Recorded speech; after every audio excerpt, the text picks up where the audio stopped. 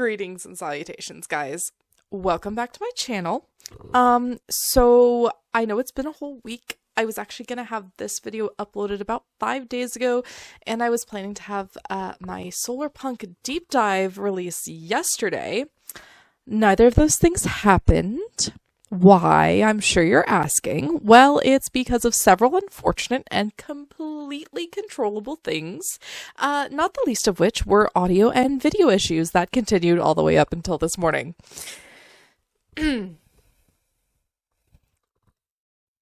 We're here. I'm here. You're here. We're gonna get through this video. Yeah, so that was yesterday. I actually had push to talk set from recording the deep dive, and I did not figure that issue out for 4 entire days. Finally figured it out. Once I did figure that out, I promptly went to bed last night, completely infuriated with myself. To say that it hasn't been exactly a groovy time this week would be an understatement, but I woke up today. I went back at it. I got everything reset. I got cameras fixed. I got audios fixed. So here we are. After much going back and forth of what I wanted to do with the footage that I did have, even though my portion of it was muted, even though the game audio wasn't, I finally decided on this. Enjoy.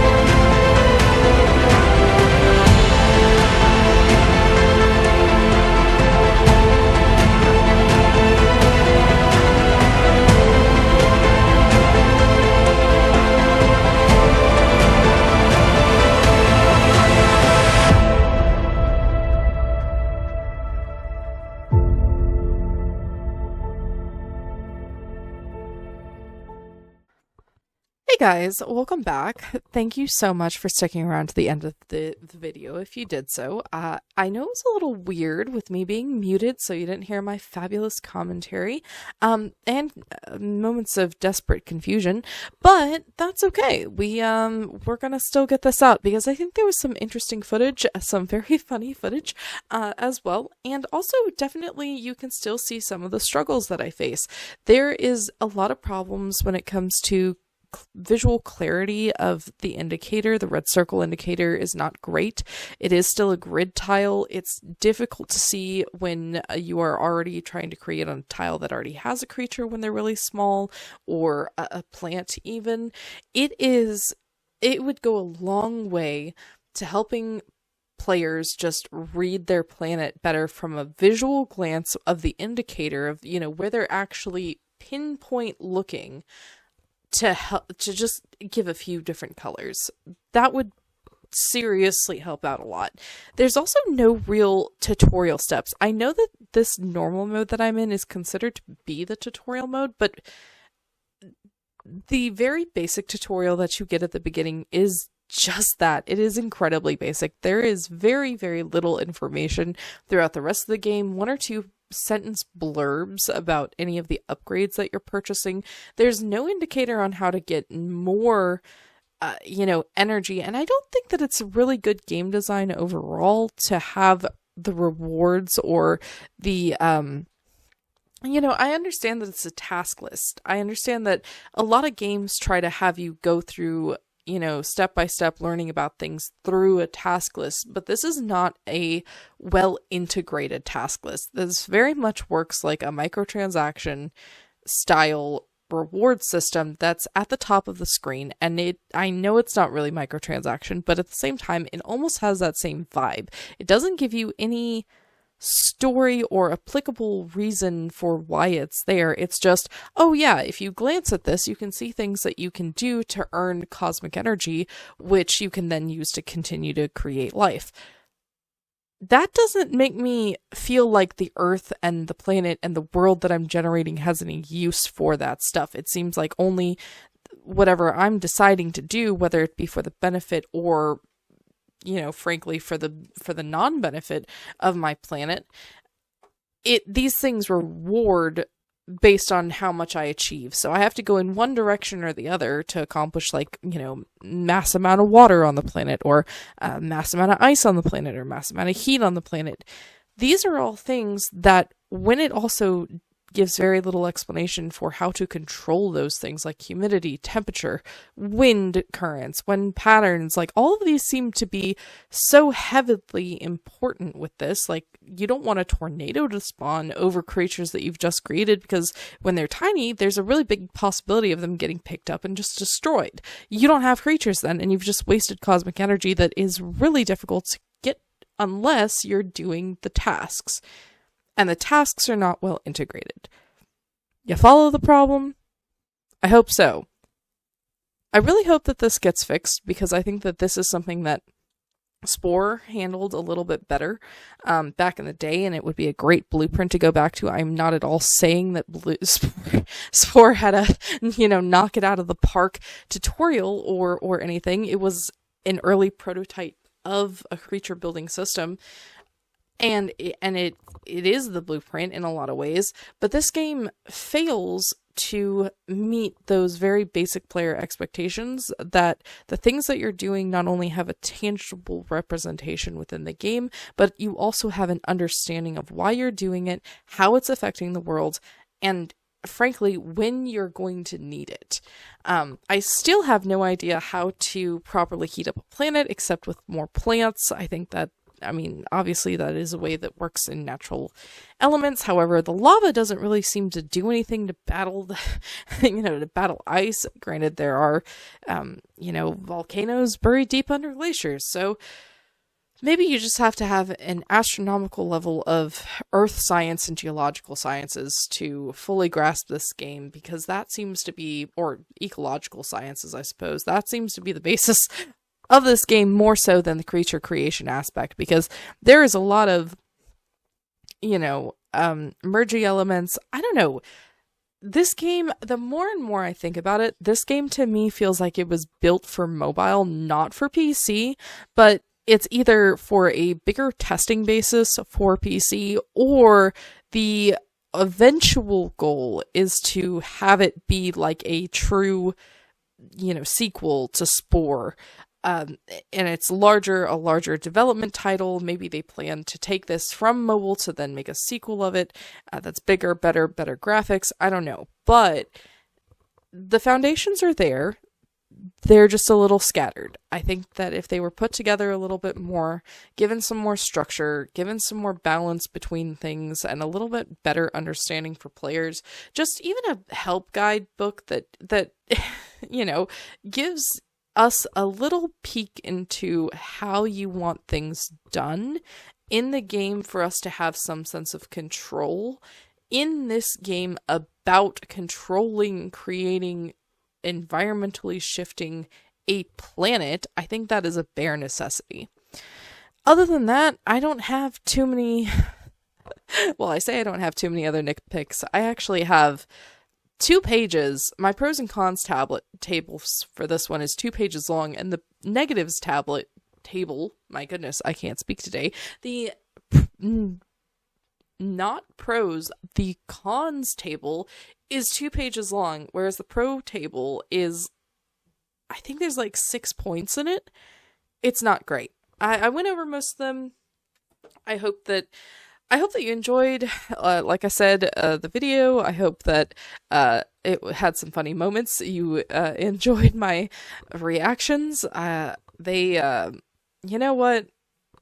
It was a ride. It was just a roller coaster.